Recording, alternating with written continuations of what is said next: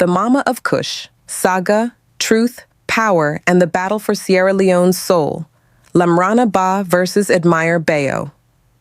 Welcome to the Bold African Voice, BAV, where truth is not whispered, but declared. I'm Ahisatu Kamara Kargbo. Tonight, we turn the spotlight on Sierra Leone, where a journalist's courage has collided head-on with privilege and power. Amadou Lamrana Ba, a man known for speaking truth without fear, has been challenged by Admire Bayo, niece of President Julius Maada Bio, over what social media now calls the Mama of Kush saga. But behind this viral drama lies a much deeper story, one that questions the future of journalism, the crisis of leadership, and the moral collapse that has turned truth into treason. So sit tight as we peel back the layers of this controversy, connect the dots across Africa, and ask the hard questions others fear to ask. Because here at BAV, silence is not an option. When a journalist responds to a demand for apology by quipping, "Way Daddy of Truth Toke, Mama of Kush de Vex," one is immediately drawn into a drama that is part courtroom, part social media soap opera, and part life and death fight over narrative control.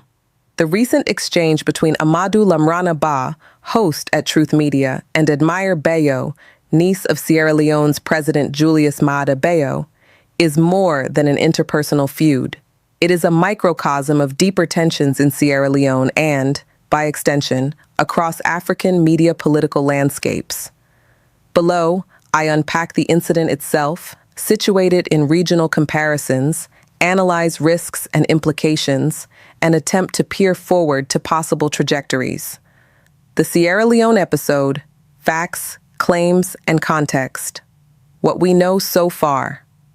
Admire Bayo, in 2 TikTok videos, demanded that Lamrana Ba issue a public statement and apology over prior remarks he made.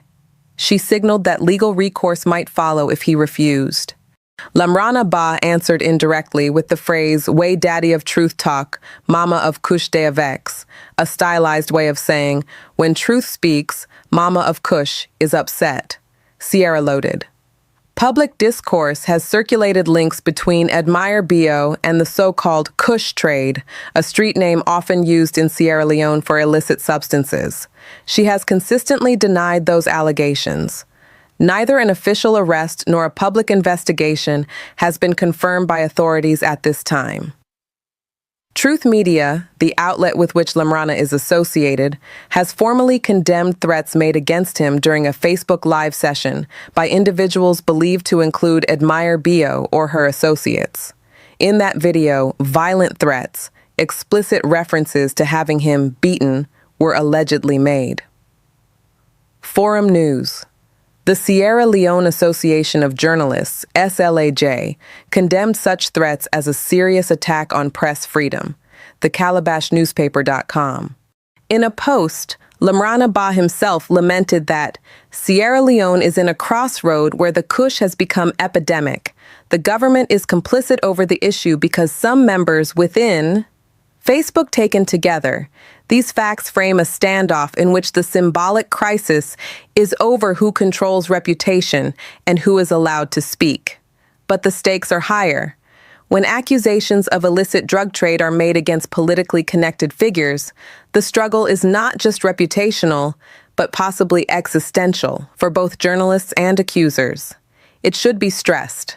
So far, no publicly verifiable evidence appears to have been presented, proving Admire Bayo's involvement in Kush dealing. Some commentators insist that the allegations are born of jealousy or smear tactics. Why this matters? 1. Threats as chilling devices. When live threats are made against a journalist, it is not a heated debate, it is a coercive signal.